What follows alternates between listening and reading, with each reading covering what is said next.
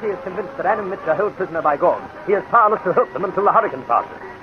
At Gord's palace in Vinton, Mitch is being tortured to reveal Rocky's hiding place. Anne pleads with Gord to let her speak to Mitch, but he refuses. He is stupid and stubborn, that Mitch. Perhaps I could persuade him to. You could tell me yourself, Anne. Could I? Say where they are, and I will make you Queen of the Universe. What? Queen of the Universe. You're asking me to marry you? Yes, my lovely one. Not serious, surely. Very serious. I will have music dedicated to you. You will be the most powerful woman ever known. I don't believe you. Help me catch a Vokdar yarn and this rocky star, and you shall be my queen. I swear it by Moose, the sun god. Well. I'm not interested. You are not? Not in the least.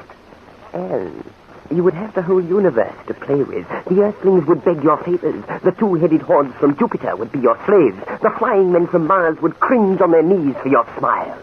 Anne, my beautiful one, you cannot refuse such power. I am refusing it. Why? I couldn't send my friends to their death. What do they matter when so much lies ahead of you? I couldn't do it. You might not have another chance to accept my offer. I realize that. You do not realize, my dear one. You either accept my proposition or die with the rest. Well? Do I have to give you a decision at once? Of course not. I expect that you will need time to think it over. I'll give you my answer in 24 hours Good. One condition. Yes. That you let me see Mitch immediately. I cannot promise that, but you will see him today. I will arrange that now, and I shall expect to know the whereabouts of Vokdar, Rocky, and Jan with tomorrow's dawn.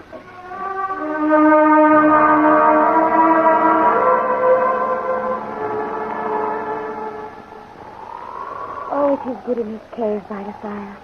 It's much more comfortable than outside in the hurricane. All you hear here is the sea crying to the wind for mercy and peace. Marla, there's no way to get back to Vokdar, is there? Not that I know of, except by the rock. Oh, no, it'll be hopeless to try that. Oh, well, I just suppose I'll have to wait here. Where did you say we were, Marla? At the northern tip of Koskrak, at the entrance to the long tunnel that leads to this cave. You can see the mainland on a clear day. How did you know about this place? I have spent many lovely holidays here with Vokdar and his family. My people died when I was young, and he has cared for me ever since. I see. When we were children, Jan and I explored all these caves. We had wonderful times on Koskrak. Yes, I'll bet you did. We used to pretend that we are great explorers like Gargan. Oh? Who's Gargan? You have never heard his name? No. Is he very famous? Oh, Gargan is Eddie Belushin's hero. He discovered that our planet was round, and that you would not fall off if you sailed across the horizon. Oh, I see. Oh, that is not all. He explored the north and central continents and found all the great rivers of the Northland.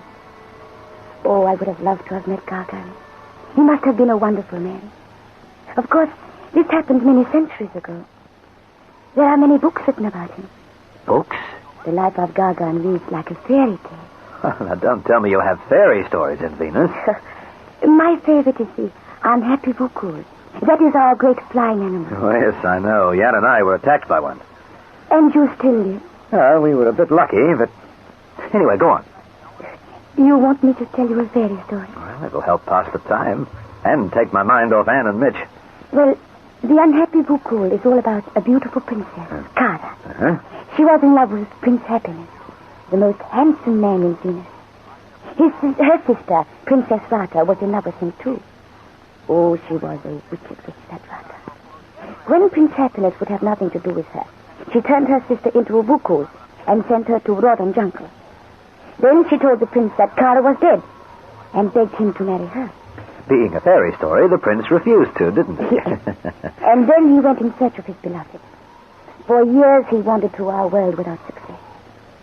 Then one day he heard stories of a Vukul that sat high on a tree in the Rodon Jungle crying bitterly. Thinking it might be his beloved one, he went there. Suddenly, he was attacked by a huge Nagasaur. Bravely he fought, but he was no use. Just as the Nagasaur's great mouth opened to eat the prince, a Vukul appeared out of the sky and killed it.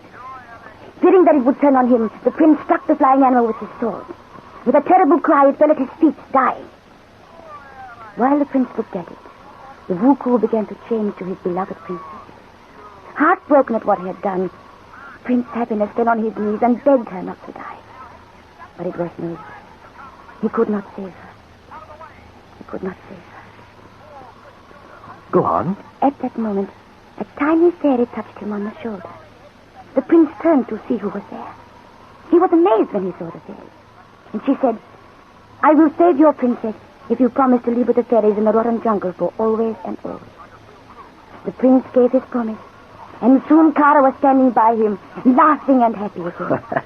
Oh, gosh, Marla, that was great. Would you like to hear more stories of our world? I'm afraid not at the moment, Marla. Why do you sigh? I suppose it's because I feel so helpless stuck here on Kozgrak. Helpless? Yes, Anne and Mitch may be dying, and there's nothing I can do about it. Nothing, unless this hurricane passes. Oh, it's enough to drive you mad. Mad!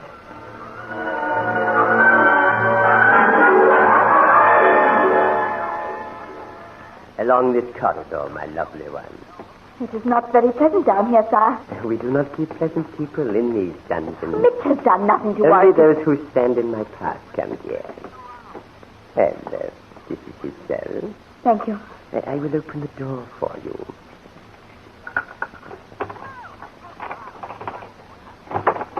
There. Come, my dear. I'd rather go in alone. Alone. Have you any objections? You might try to help him escape. How can I, sir? Well, the entrance is next to guarded. That is true. Well? I shall leave you alone with him. Thank you. But remember, it is useless even to dream of escape.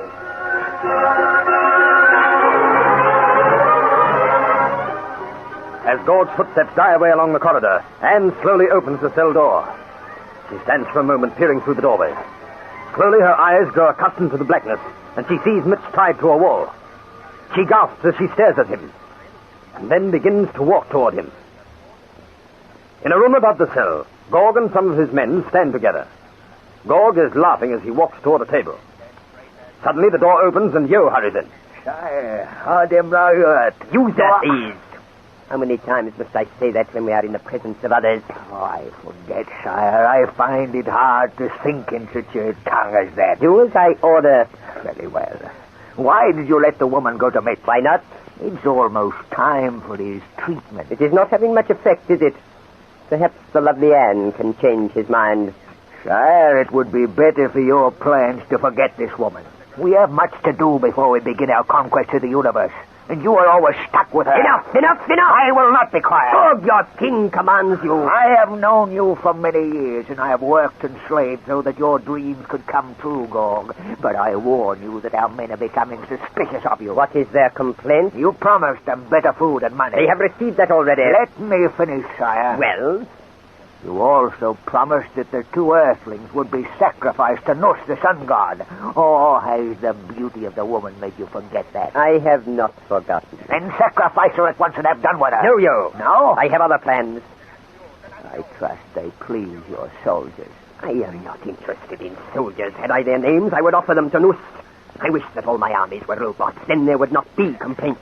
Only obedience without fear. Your robots will never conquer another world, sire. They will! How can they? They cannot talk or think. You are wrong, Yo. You are quite wrong. My latest experiments will astound you. They will astound you. How do you mean? You will see later. You will see.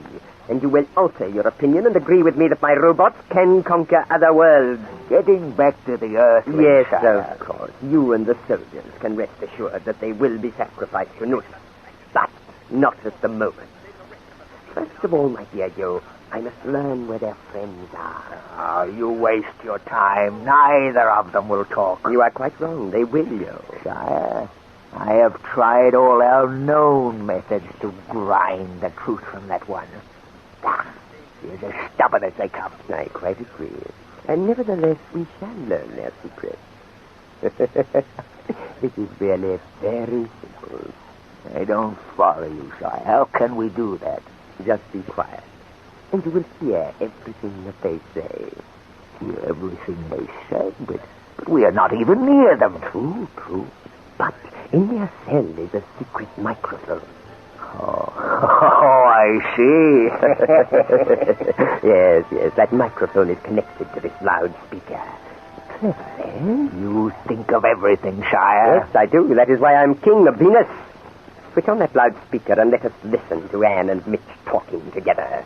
Well, switch it on. As you say, sire. Believe me, Yo, we will know where this rocky star and the others are within 1 minute.